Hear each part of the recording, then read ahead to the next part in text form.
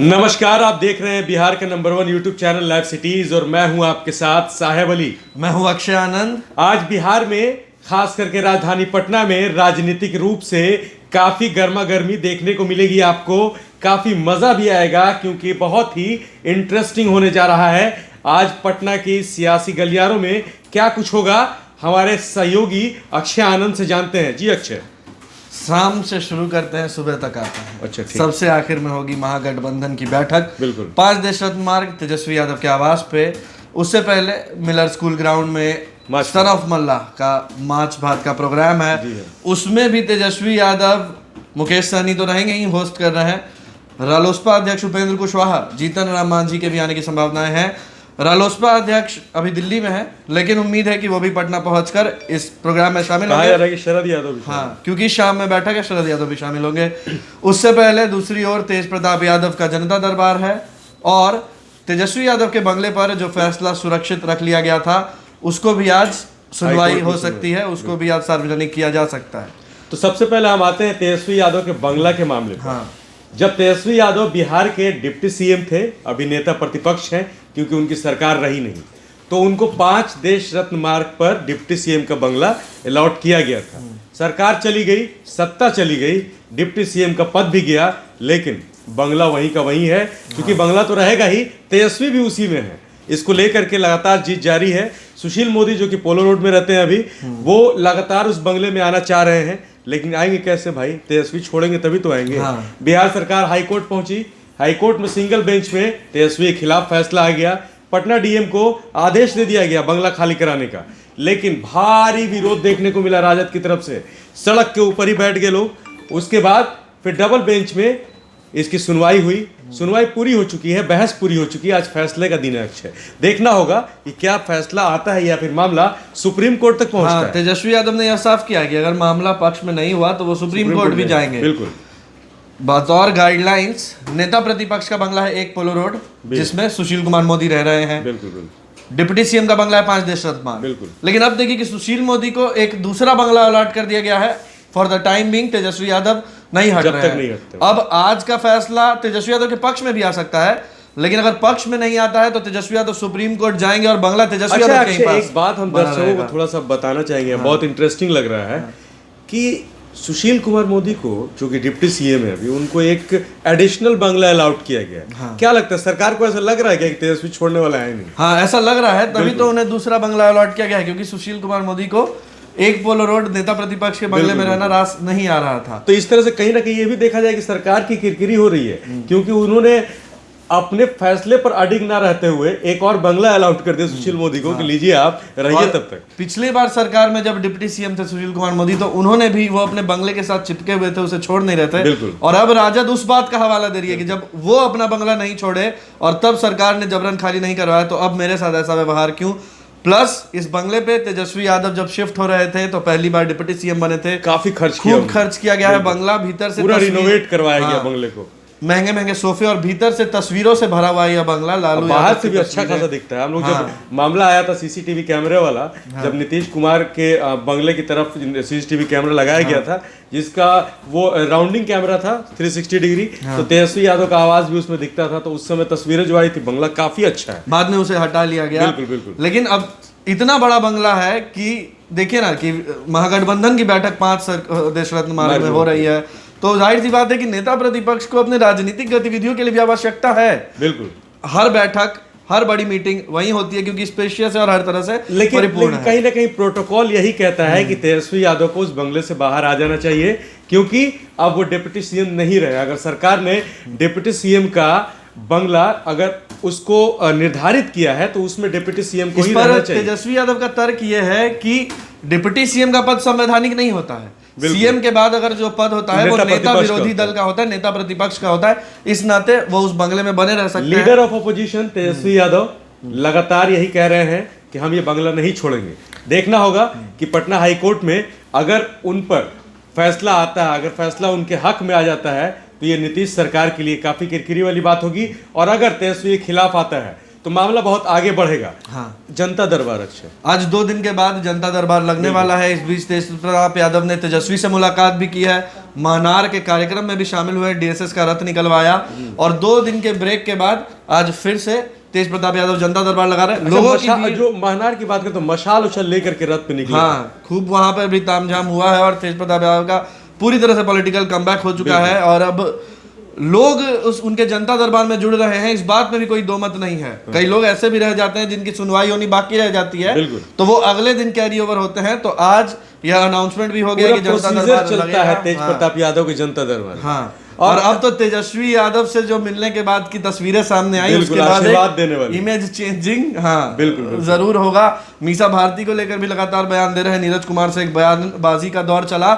आज भी जब जनता दरबार शुरू होगा उससे पहले जब मीडिया से तेज प्रताप यादव बात कर रहे होंगे तो जाहिर सी बात है कि उस सुर्पनखा वाले बयान से भी जुड़ी बयानबाजियां होंगी, तो मीडिया की नजर उस पर पूरी तरह से रहेगी। तेज प्रताप यादव अपने जनता दरबार में, उनकी एक तस्वीर मुझे याद आ रही है, अक्षय आप तो लगातार कवर कर रहे हैं, हमारे संवाददाता वसीम खान भी लगातार कवर कर रहे थे उसको। तो तेज प्रताप यादव की वो जो बयान था एक बहुत ही फनी टाइप का था, उन्होंने चुटकी ली थी, क्योंकि राजद कार्यालय के जस्ट अपोजिट में बीजेपी कार्यालय भी है उसी रोड पर, और उसमें नंदकिशोर यादव का जनता दरबार लगा था। उस पर उन्होंने फनी स्टाइल में चुटकी लेते हुए कहा था मेरा कॉपी कर रहे हैं लोग, लेकिन भीड़ उड़ जुट नहीं रही है, कुछ उखड़ेगा नहीं उससे। तो कहीं ना कहीं तेज प्रताप यादव लगातार राजनीति में एक्टिव है। जिस तरह से अचानक से 5 देश रत्न मार्ग पहुंचते हैं, तेजस्वी यादव से मुलाकात करते हैं अक्षय, उनको आशीर्वाद देते हैं और कहते हैं कि रणनीति तय हो गई है 2019 कृष्ण और अर्जुन की तैयार है, रणनीति तैयार हो गई किस तरह से हराना है। तो आपको क्या लगता है कि इन सब जितना ये सब जो हल्ला बोल हो रहा है और तेज प्रताप यादव जितना ये पूरा माहौल क्रिएट कर रहे हैं, तो आपको क्या लगता है इसका फायदा कुछ मिलेगा? बिल्कुल मिल रहा है। मीडिया में दिन भर छाए रहते हैं, और रिपोर्टर्स की यह भूमिका इसलिए जरूरी हो जाती है क्योंकि जनता दरबार के बीच एक ऐसा सीन हो जाता है कि वो उठकर किसी थाने पहुंच जाते हैं या कार्रवाई करने लगते हैं, कभी गाने बजाने भी लगते हैं। हाँ, तो मीडिया को वहाँ मौजूद रहना जरूरी होता है, और जब मीडिया मौजूद रहेगी तो प्रेजेंस के लिए खबर करना जरूरी होता है, तो जाहिर सी बात है कि मीडिया पर छाए रहते हैं। सन ऑफ मल्लाह की बात करते हैं आज कि माछ भात खाएंगे, महागठबंधन को जिताएंगे। यह कार्यक्रम पूरे बिहार भर में विकासशील इंसान पार्टी यानी कि वीआईपी पार्टी, जिसके अध्यक्ष मुकेश सहनी है, जिन्हें सन ऑफ मल्लाह के नाम से भी जाना जाता है, महागठबंधन के साथ है। हाँ, और सबसे यंग मिलकर काफी उत्साहित है, यंग फेस है, फुल मोटिवेशन में है, मोदी को हटाना है। सीटों को लेकर भी हर कॉम्प्रोमाइज करने को तैयार है। हालांकि खबरें आ रही हैं कि दरभंगा और बेगूसराय में पेच फंस रही है, क्योंकि उस पर सन ऑफ मल्लाह दावेदारी ठोक रहे हैं। दरभंगा सीट पर तो खास वो उनका इच्छा भी उन्होंने जताया था कि दरभंगा सीट अगर मुझे लड़ने का मौका मिलेगा तो मैं लड़ूंगा। इन सारी बातों का निदान आज शाम तक निकल जाएगा, क्योंकि माछ भात पार्टी के बाद बिल्कुल राजद की बैठक है, महागठबंधन की बैठक है, जिसमें कि सारे दल रहेंगे, सारे पार्टियों के प्रमुख रहेंगे, और इसमें यही बात निकल कर आएगी कि किस पर कौन सीट। और आज के जो खास होगा वो होगा उम्मीदवारों की लिस्ट निकाली जाएगी कि कौन से उम्मीदवार किस पर है। देखिए, आपने उम्मीदवार का जिक्र किया है, तो मैं यहाँ पे थोड़ा सा बताना चाहूंगा कि एक नाम है जो अभी महागठबंधन के इर्द गिर्द घूम रहा है, जिसका नाम है अनंत सिंह। मोकामा से विधायक हैं, मुंगेर से लड़ना चाहते हैं। टिकट मिला महागठबंधन से तो ठीक, नहीं मिला तो निर्दलीय लड़ेंगे। ये ताल ठोक करके उन्होंने लाइव सिटीज से भी कहा और सबसे कह रहे हैं। इस बीच तेजस्वी यादव का नेता प्रतिपक्ष है, बिहार में बड़ी छवि है, लालू यादव के बेटे हैं, इसलिए उनका जो बयान है वो काफ़ी अहमियत रखता है। उन्होंने साफ साफ कह दिया कि वो बैड एलिमेंट हम उनको आने नहीं देंगे। उन्होंने बोला कि महागठबंधन में आएंगे तो छवि खराब होगी। इस बीच मदन मोहन झा कह देते हैं कि पहले पार्टी में शामिल हो, फिर हम आला कमान तक बात पहुंचाएंगे। अब खबर ये मिल रही है कि 12 सीट का रद्द रखा गया है महागठबंधन के ऊपर कि हमें 12 सीट चाहिए कांग्रेस की ओर से। हाँ, कांग्रेस की ओर से। उसमें जिक्र आ रहा है अनंत सिंह का भी, कि अनंत सिंह को भी साथ ला करके मैदान में उतारना चाहती है कांग्रेस। आज वाली मीटिंग में तो भाई साहब बात पर कॉम्प्रोमाइज होगी कि अनंत सिंह को लाया जाए। देखिए, महागठबंधन का कॉन्सेप्ट साफ है, जो पहलवान सीट लेकर आएगा उसी को टिकट देंगे, और इस बात में भी कोई दो मत नहीं है कि मुंगेर से अनंत सिंह वो पहलवान है जो सीट लेकर आ सकते हैं। और वही पहलवान का जिक्र नागमणि भी कह रहे थे जब हमने कल बात की उनसे, तो उन्होंने भी साफ साफ कहा कि पुलिस के नज़र में भले ही अनंत सिंह अपराधी होंगे, लेकिन मेरे नज़र में वो एक जनाधार वाला नेता है, और अगर महागठबंधन को जीतना है तो एक एक वोट से कॉम्प्रोमाइज हम नहीं कर सकते हैं। और अगर कोई मुंगेर से लड़ने के लिए सही दावेदार है तो वो अनंत सिंह है। हमने लालू यादव से भी बात कर ली इस बारे में, ऐसा उन्होंने ये नहीं बताया, परहेज किया कि लालू यादव ने क्या कहा था उनसे इस बारे में, लेकिन वो भी कह रहे हैं कि सभी चाहते हैं कि अनंत सिंह आए और मुंगेर सीट से कांग्रेस के अखिलेश प्रसाद सिंह, जिनसे अनंत सिंह की बातें हो रही थी, बिल्कुल, उनका भी साफ तौर पर कहना है कि जो व्यक्ति निर्दलीय सीट लेकर आता है, जब जदयू में रहता है तब सीट लेकर आता है, निर्दलीय जीत जाता है जदयू के खिलाफ, उसमें कोई शक नहीं है कि वो मुंगेर से लोकसभा में दम ठोक के सीट लेकर आ सकता है। 18 तारीख से अनंत सिंह का रोड शो शुरू है। तो कहीं ना कहीं कांग्रेस ये कहा जाए कि जहां तक बार्गेनिंग करेगी, जो विरोधी है, जैसे कि जदयू है, बीजेपी है, लगातार इस पर हमला कर रही है कि राजद जो है वो लुटेरों अपराधियों की पार्टी रही है और पहले से ही छवि खराब है महागठबंधन की। तो अनंत सिंह के अगर आने से छवि खराब और ज्यादा होगी, ऐसा कह रहे हैं जो विरोधी हैं।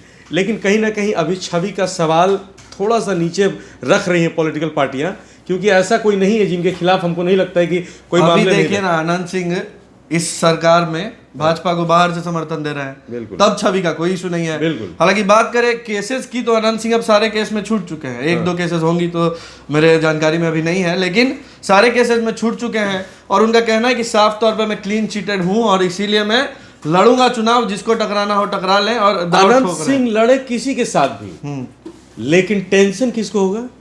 नीतीश कुमार को। पूछिए कैसे? ललन सिंह पिछले 2014 के चुनाव में भी ललन सिंह उतरे थे वहां से जदयू के टिकट पे, लेकिन जीत गए एलजेपी। अब जो उस समय तो सूरज भान सिंह जो है वो टेंशन के बने हुए थे नीतीश कुमार के लिए। अब जो है एक और बाहुबली अनंत सिंह है, वो कह रहे हैं वहां से लड़ेंगे। तो ललन सिंह के दावेदारी पर कहीं ना कहीं सवाल खड़े हो जाएंगे, तो टेंशन नीतीश कुमार को। दावेदारी तो रहेगी, सीट पर सवाल खड़े हो जाएंगे, बिल्कुल। तो कहीं ना कहीं इसको लेकर के आज जैसे कयास लगाए जा रहे हैं कि सुबह से लेकर के शाम तक बिहार गहमा गहमी से गर्म रहेगा। और हमारे रिपोर्टर्स वसीम, आलोक, सुजीत, देवांशु बिल्कुल तमाम अपडेट्स आप तक पहुंचाएंगे। मैं भी प्रयास कर रहा हूं, क्षेत्र में हम लोग रहेंगे, हर एक गतिविधि को कवर करेंगे और सबसे पहले लाइव सीरीज के इस यूट्यूब चैनल पर और आपको दिखाएंगे। और उससे पहले एक और बात बता दें कि आज मिलर ग्राउंड में बहुत कुछ होने वाला है। मिलर ग्राउंड साइज में उतना बड़ा नहीं है जितना बड़ा महागठबंधन है। आज और मछली देखा गया, मछली का साइज भी आप देखे होंगे, या बड़ी बड़ी मछली लेकर के आया जा रहा है। तो देखने वाली बात हुई कौन कौन जुटता है, कितने लोग शामिल होते हैं, क्या कुछ माछ भात में होता है, क्योंकि नारा है माछ भात खाएंगे महागठबंधन को जिताएंगे। और शाम में क्या कुछ होता है, क्या अनंत सिंह की चलती है, क्या कांग्रेस से क्या होता है, मतलब कि रद्दा रखने में क्या महागठबंधन में कांग्रेस की बात को तवज्जो दे करके आनंद सिंह को लाया जाता है। हालांकि जो भी फैसला होना है सभी कहते हैं कौन करेगा? लालू यादव, बिल्कुल, रांची हेडक्वार्टर लालू।